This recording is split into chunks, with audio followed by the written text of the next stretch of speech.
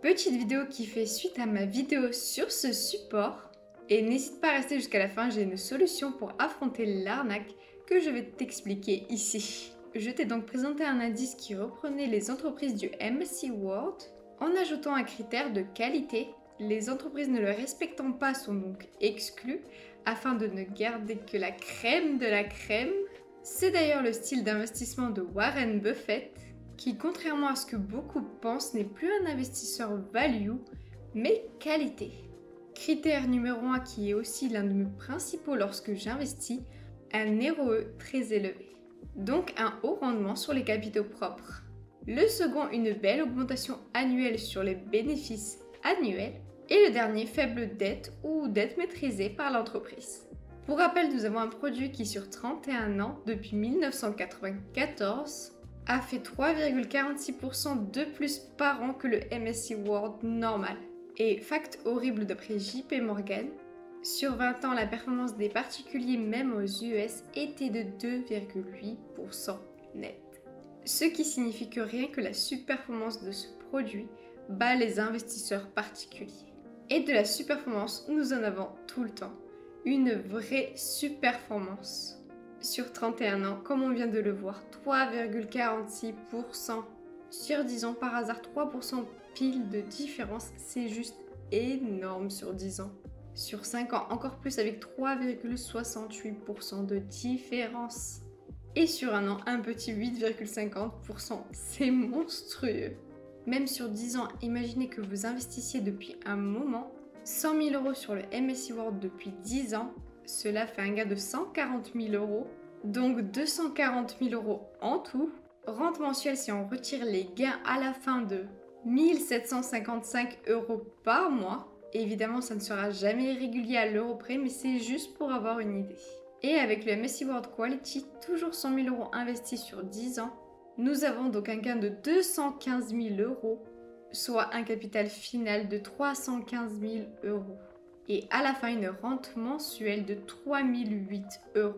Imaginons pour avantager le MSCI World qu'il était via un PEA de plus de 5 ans et que le MSCI World Quality était via CTO. 1755 euros de gains fiscalisés à 17,2% de prélèvements sociaux, ça fait 301 euros à soustraire, donc un gain net de 1453,145 euros. Alors que sur CTO, 3008 euros de gains moins la flat tax, on soustrait donc 902 euros, ce qui fait 2105 euros. Oui, je fais donc des centimes. Malgré la fiscalité sur ce coût-là, le CTO rapporterait 50% de plus que ce soit sur le capital final total ou sur la rente mensuelle. Avec en plus l'automatisation des ordres et les fractions, c'est quand même bien pratique. C'est aussi pour cela que j'investirai sur PEA mes grosses positions en levier. Comme ça, aucune fiscalité et maximisation fiscale des gros gains générés par les leviers. Donc pour l'instant, tu pourrais te dire c'est parfait. Allez, on y va, go, on signe où? Sauf qu'en fait, je me suis trompée. Pour être plus précise, ces fichiers MSCI que j'aime trop, ils présentent des indices et non des ETF. Très souvent, des indices incroyables existent, comme le Smart Beta sur les pays émergents, mais aucun émetteur d'ETF n'a créé d'ETF pour les suivre. Et de ce fait, c'est plus un concept. Et pour l'instant, strictement aucun ETF MSCI World Quality suivant le véritable indice MSCI World Quality Index.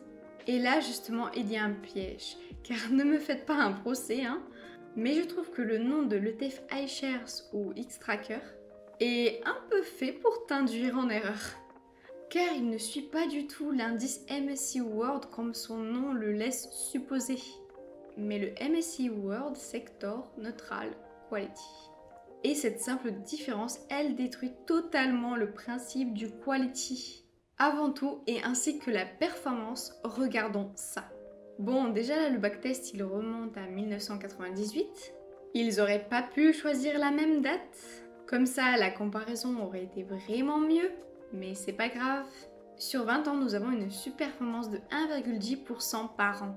Sur 10 ans, c'est la même chose, 0,91% de surperformance. Sur 5 ans, ça baisse un peu avec 0,73% de surperformance.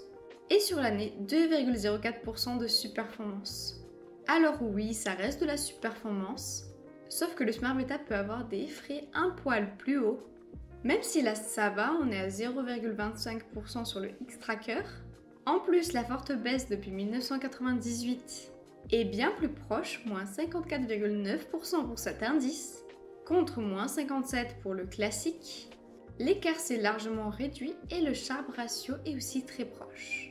Mais avec si peu de surperformance, je ne pense pas que ça vaille le coup d'être sur CTO. Regardons ça sur 27 ans, fiscalité incluse. Sur PEA, 300 € par mois pendant 27 ans. Avec 6,20%, cela fait donc 147 000 € de gains, 244 000 en capital final total et une rente mensuelle de 1 220 €. Si on enlève la fiscalité de 17,2%, soit 209 €, cela fait 1010 € net par mois. C'est bien sincèrement, sur CTO avec le Quality Neutral Sector, nous avons 194 000 € de gains avec un capital total de 282 000 €. Une rente mensuelle de 1710 €, auquel on enlève la flat tax, 513 €, ce qui fait 1197 € de rente mensuelle. On a donc un gain de 187 € par mois. Alors oui, c'est bien, sauf qu'il faut prendre en compte le fait qu'on n'aurait pas pu arbitrer sans fiscalité. Mais après, nous avons l'avantage de l'automatisation qui est non négligeable et des fractions. Mais comparons ça au véritable MSCI World Quality. On prend sa perf sur 31 ans et on la met sur 27 ans pour comparer avec justice sans l'avantager. Nous avons donc 11,56% par an depuis 27 ans. C'est quand même 4,26% par an en plus, c'est énorme. Rappelle-toi que c'est bien plus que ce que gagnent des investisseurs particuliers en moyenne. Donc 300 € DCA, cela fait un capital final de pile 600 000 € avec 530 000 € de gains. On est loin des 194 000 € avec leur faux quality. Avec une rente mensuelle, accroche-toi bien, de 5 452 €, auquel il faut enlever la flat tax de 1635 €, ce qui nous fait un joli reste de 3 816 € net. Soit plus de 3 fois ce qui nous reste avec le MSCI World sur PEA ou le MSCI World Quality Neutral Sector sur CTO. Excusez-moi un peu, entre ça et l'OPA sur l'une de mes actions favorites, je t'invite à voir ma dernière vidéo si tu ne l'as pas vue. J'ai un peu l'impression de me faire douiller.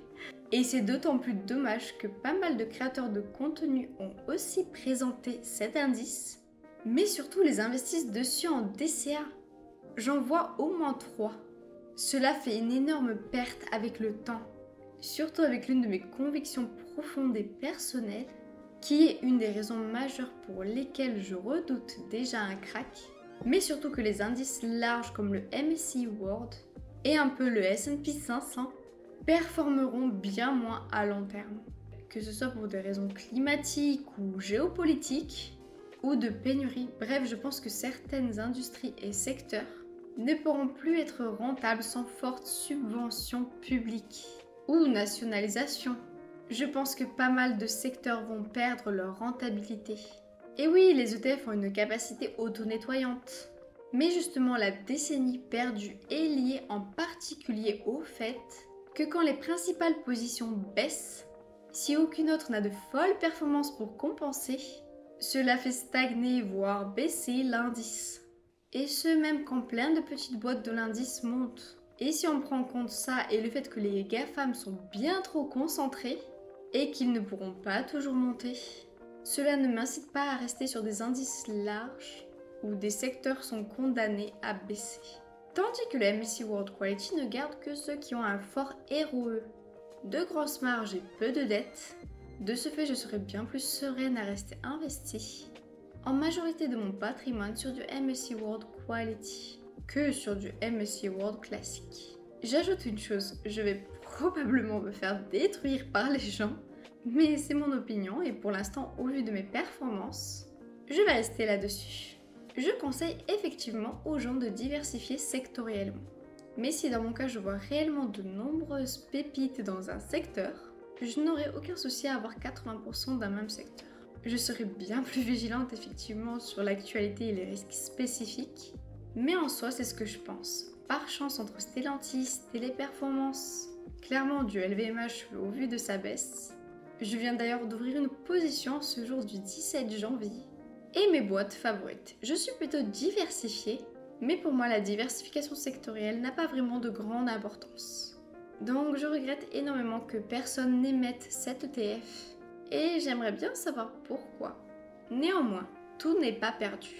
J'ai une solution à te proposer sur un indice très proche, où justement un ETF vient de s'ouvrir dessus. Il s'agit de l'Xtracker MSCI World Quality ESG. Mais soyez prudents, il suit en réalité le MSCI World Low Carbon SRI Screened. Et en réalité, bien qu'il ne soit pas aussi bien que le MSCI World Quality normal, sur 10 ans il a eu plus de 2% de performance en plus par an. Sur 5 ans on est autour des 1,8% par an. Sur 3 ans 1,5% par an. Sur les dernières années on voit qu'il baisse généralement un peu moins et qu'il monte plus. Personnellement, j'aimerais connaître la pondération précise du critère Quality versus celui de l'ESG et je prendrai celui qui mettra le plus en avant le critère Quality, évidemment. Ici s'achève cette vidéo. J'insiste sur un point sur lequel je reviendrai pendant ma vidéo sur le crack. Sur le long terme, je serai vraiment sereine à avoir 80% de mes investissements sur du MSCI World Quality plutôt que sur du classique. J'espère que cette vidéo t'a plu et si tu connais des créateurs de contenu qui pensent investir sur le Quality mais en fait se trompent, n'hésite pas à le leur dire. Et au fait, thème de la prochaine vidéo, en sondage. À très vite!